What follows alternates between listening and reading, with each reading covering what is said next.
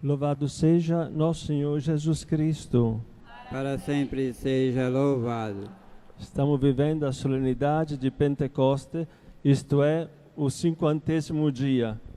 50 dias depois da Páscoa, Deus Pai, o nosso bom Jesus, eles unidos no amor deles, que é o Espírito Santo, enviam o próprio amor, que é o Espírito Santo, sobre a igreja. E aí temos na primeira leitura a descrição de como foi aquele dia. Os discípulos estavam todos reunidos no mesmo lugar. Estavam fazendo o quê? Está dito poucas linhas antes, estavam rezando. Estava também Maria, a mãe de Jesus. Então, enquanto estavam rezando, de repente, veio do céu um barulho. É importante, de repente e do céu. De repente, porque ninguém pode comandar a Deus quando fazer isso, quando fazer aquilo. Nós devemos ser obedientes à vontade de Deus e deixar que Ele seja o primeiro. Ele vai para frente, a gente segue o pastor, que é nosso Senhor Jesus Cristo. Então, de repente, quando Ele quis, veio do céu um barulho como se fosse uma forte ventania e encheu a casa onde eles se encontravam. Vamos ver brevemente esse versículo. Veio do céu, então não é força humana, não é nada que a gente pode produzir, nem com dinheiro, nem com poder político, nem com poder científico, nada. Veio do céu. Isso é muito importante, é dom de Deus. Veio do céu um barulho como se fosse uma forte ventania. Não só ventania, mas forte ventania. Então, por que o Espírito Santo se apresentou como vento? Porque na Bíblia, já no Antigo Testamento, ele é o sopro de Deus, o respiro de Deus, a vida de Deus, que é amor. Então, é com o seu sopro que Deus dá a vida.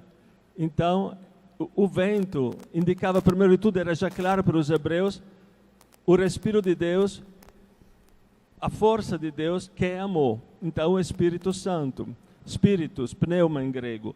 Então, mas como veio, como se fosse uma forte ventania que encheu a casa onde ele se encontrava. No texto grego é que encheu toda a casa, olontonoikon, toda a casa onde ele se encontrava. Por que vento? O primeiro significado eu já disse. O segundo, porque naquele tempo a energia maior que se conhecia era o vento. O vento move os navios, o vento faz solevar as ondas do mar, da tempestade, o vento quebra os rochedos. Nem os cavalos conseguem correr mais veloz do que o vento. Então o vento era a força que mais se conhecia naquele tempo. Então o Espírito Santo se apresenta como vento, isto é, como a energia da igreja.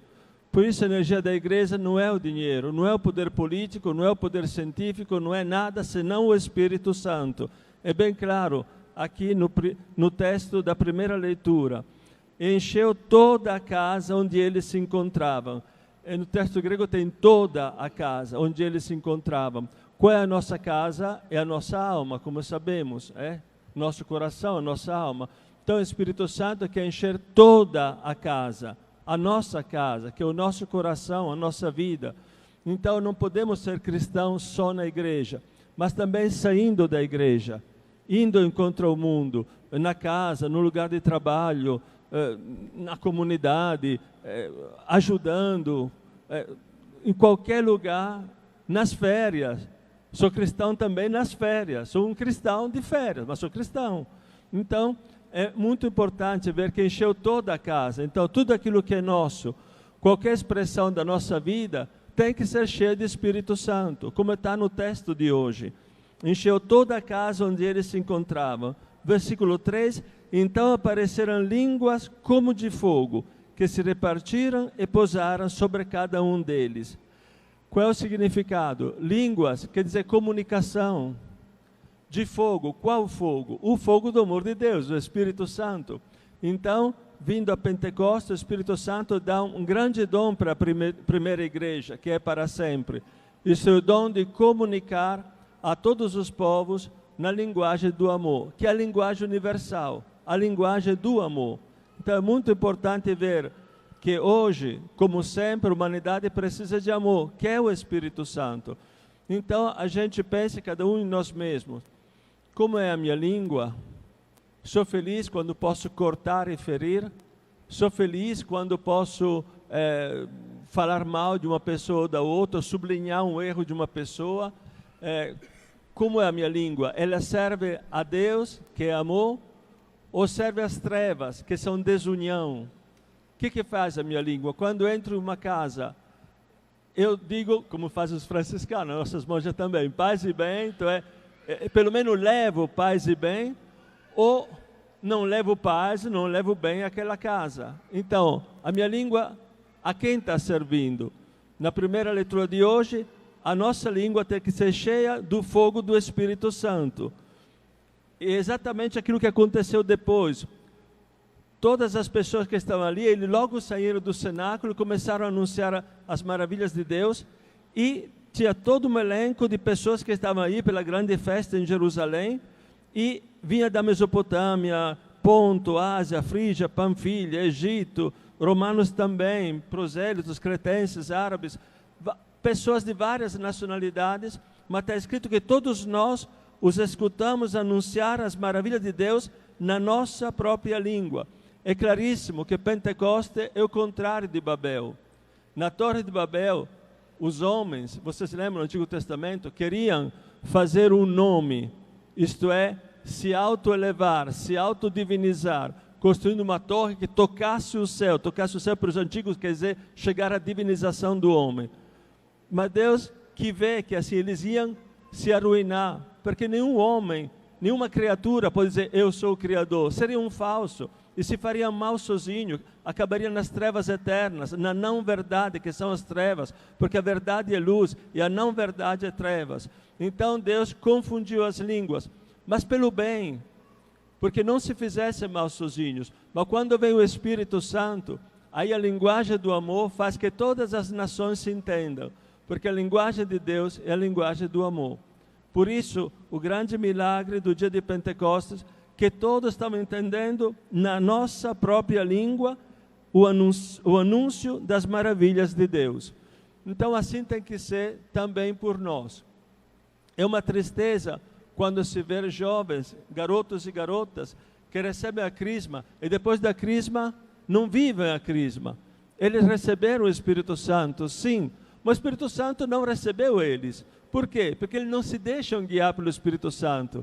É como se recebesse o Espírito Santo e o fechasse em algum quarto do próprio coração. Mas está escrito que ele encheu toda a casa. Toda a casa. Então toda a vida tem que ser movida pelo Espírito Santo. Então é uma tristeza quando jovens, garotos e garotas recebem a crisma e depois nem mais na igreja eles não estão vindo. Recebem a crisma porque tem que receber. Isso é muito doloroso. A nossa esperança, em todo caso, é que depois, crescendo, Deus toque o coração, ou pelo exemplo de alguém na família, ou por várias ocasiões, eles voltem à igreja. E várias vezes isso acontece, graças a Deus. Então a gente não perde a esperança, isso é claro. Mas é uma tristeza ver que depois da crisma não volta na igreja. 70% não volta. Então é uma dor. Aí depende muito das famílias, depende muito dos pais. Dizer, olha, tu recebeu o espírito da missionaridade, de ser discípulo missionário. Então, vamos voltar a Jesus, vamos receber Jesus, para levar Jesus ao mundo inteiro com o fogo do amor que é o Espírito Santo. Isso depende muito da família, muito. Então saibam os pais que com a crisma não é que termina a catequese dos filhos. Na realidade, eles têm que se tornar catequistas de outros, isto é, missionários. Isso é muito importante. Então o Espírito Santo é a força da igreja. E na segunda leitura, nós ouvimos que há diversidade de dons, mas um mesmo é o Espírito Santo. E a cada um é dada a manifestação do Espírito Santo em vista do bem comum. Então o Espírito Santo nos enche de dons. Cada um tem os seus dons. Mas esses dons, que finalidade têm? De me ensoberbecer? Ou de colocar a serviço da minha família, da minha mulher, dos meus filhos, da comunidade, colocar a serviço. Então está escrito que a cada um é dada a manifestação do Espírito, um dom do Espírito Santo, em vista do bem comum. Essa é a finalidade. E São Paulo continua dizendo que todos nós somos um corpo só, somos o corpo de Cristo. Então, nós devemos formar uma unidade. O Espírito Santo é o espírito de unidade. Quando tem divisão, isso não vem do Espírito Santo, vem do espírito maligno. Diabolos, em grego, quer dizer o divisor, aquele que separa, que divide. O Espírito Santo, vocês viram na primeira leitura, une pessoas de lugares diferentes, une na linguagem do amor. Então, nós também devemos ser assim. Devemos colocar os nossos dons a serviço da família, a serviço da comunidade, da igreja, a serviço da sociedade. Devemos rezar para que todas as pessoas saibam dialogar no fogo do amor. Dialogar também entre as nações. Vocês estão vendo que se continua assim, se o homem continua se odiando, aumentando as armas, estamos perto de uma terceira guerra mundial, porque isso é verdade. É só olhar as notícias internacionais. Então é bom rezar pela paz no mundo. É bom rezar porque todas as nações sabem dialogar, como o Papa Francisco continua dizendo em todos os jeitos. Precisa dialogar, que a única forma que temos para poder nos entender é conversar, é dialogar. E que tipo de diálogo? Um diálogo humano. Isto é um diálogo, afinal, de benignidade e, afinal, de amor. Então, é bem importante que nós vivamos toda a nossa relação com o Espírito Santo, que é a graça de Deus em nós. Ele nos ilumina. A graça é essa participação da divindade, participação do Espírito Santo. Ele é luz em nós. O Espírito Santo nos guia várias vezes. Jesus no Evangelho chamava o Espírito Santo o defensor, o paráclito em grego. O que quer dizer paráclito? Pará é perto, kaleo é chamar. Então, o chamado perto, como advogado defensor. Como é que nos defende o Espírito Santo? Dando a graça, dando a vida divina, orando em nós. Quando a gente ora sinceramente, o Espírito Santo que ora em nós.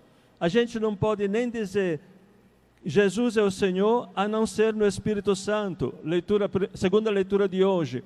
Então, é no Espírito Santo que nós temos vida. A nossa vida é Ele. Então, se a gente é consciente disso, a coisa maior que podemos pedir na oração é o Espírito Santo. Quem pede o Espírito Santo na oração pede tudo, porque tudo está aí dentro, porque Ele é Deus. Louvado seja nosso Senhor Jesus Cristo.